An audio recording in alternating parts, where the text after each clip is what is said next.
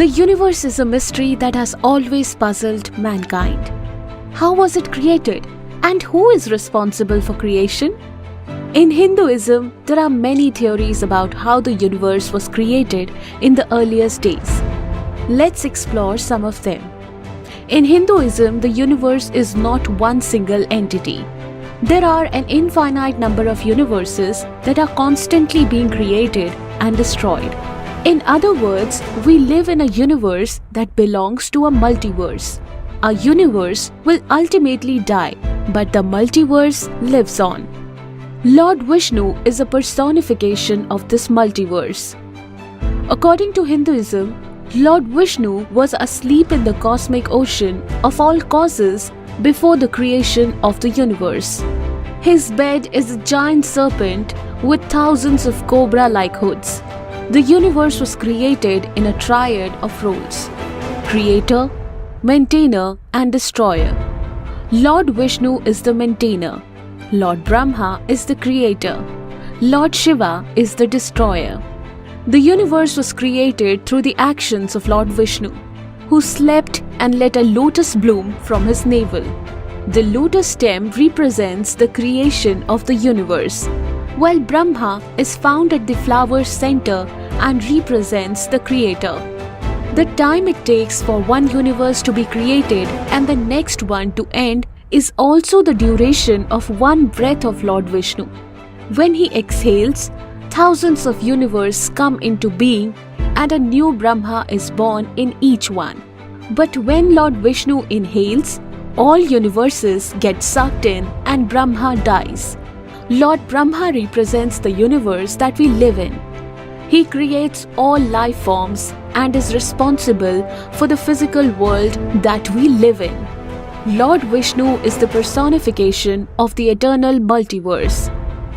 He is responsible for the continuation of life in all universes. Brahma is the representation of our temporary physical universe, while Vishnu is the representation of the eternal multiverse that exists forever without any beginning or end. The current universe represented by Brahma is not permanent. In fact, it's quite temporary. Brahma only lives for 100 years and then he dies and a new universe will be born.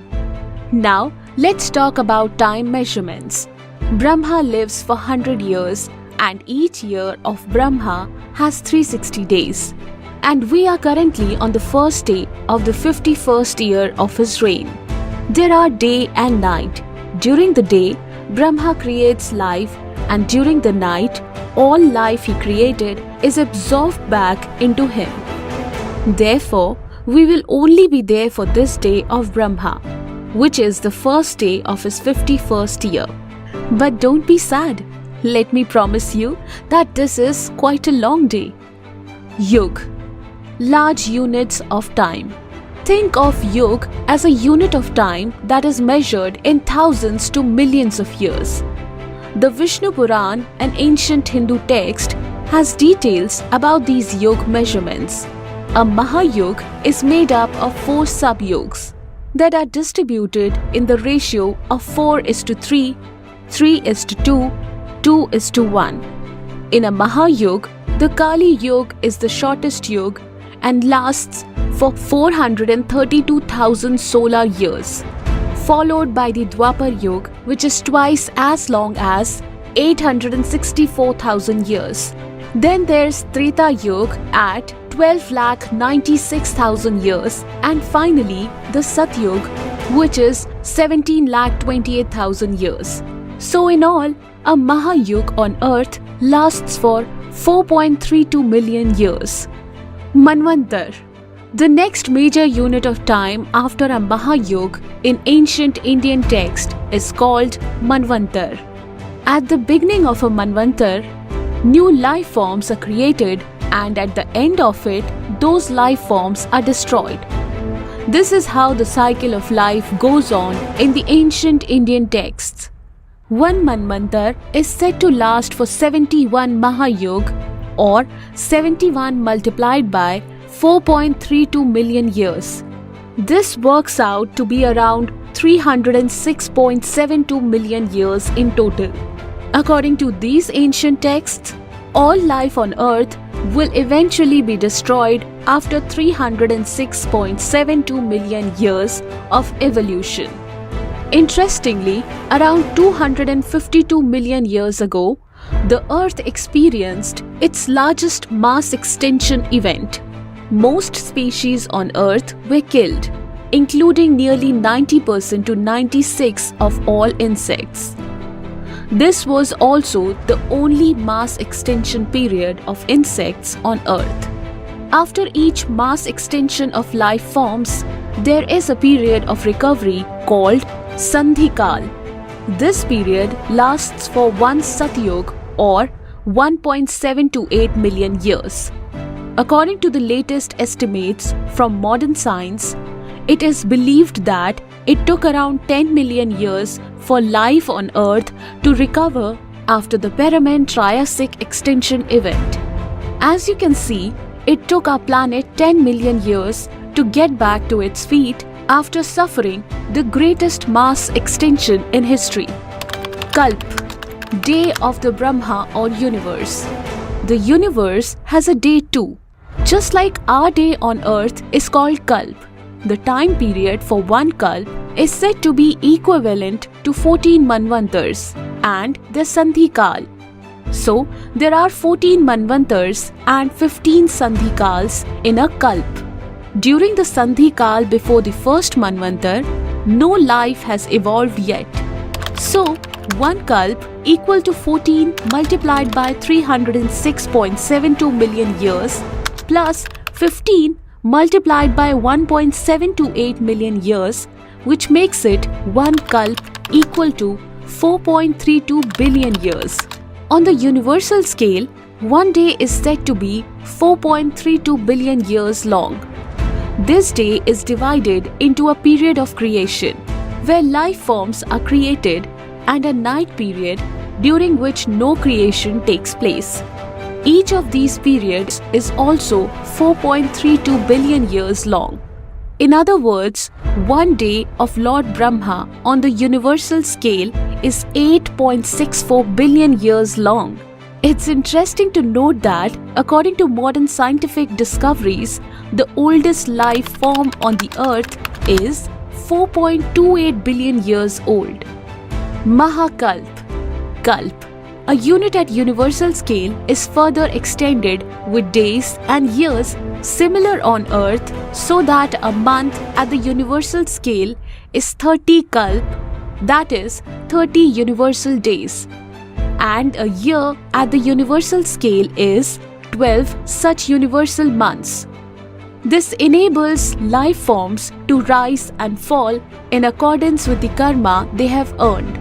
On the universal scale, 100 years are defined as the lifespan of a universe. This is called a Mahakalp. A universe is said to end at the end of its 100 years of age. So, the lifespan of an entire universe is 8.64 multiplied by 30 multiplied by 12 multiplied by 100 billion years, which totals to around 311.04 trillion years. The ancient Indian texts says that our universe is currently on the first day of its 51st year. During this day, we are in the Kalyug of the 28th Mahayug of the 7th Manvantar. So, we have come to the calculation once again. According to ancient Indian texts, the age of the universe is 50 universal years plus 6 Manvantars plus 7 Sandhikal plus 28 Mahayug. 50 universal years equal to 8.64 multiplied by 30 multiplied by 12 multiplied by 50 billion years equal to 155,520 billion years. 6 Manvantars.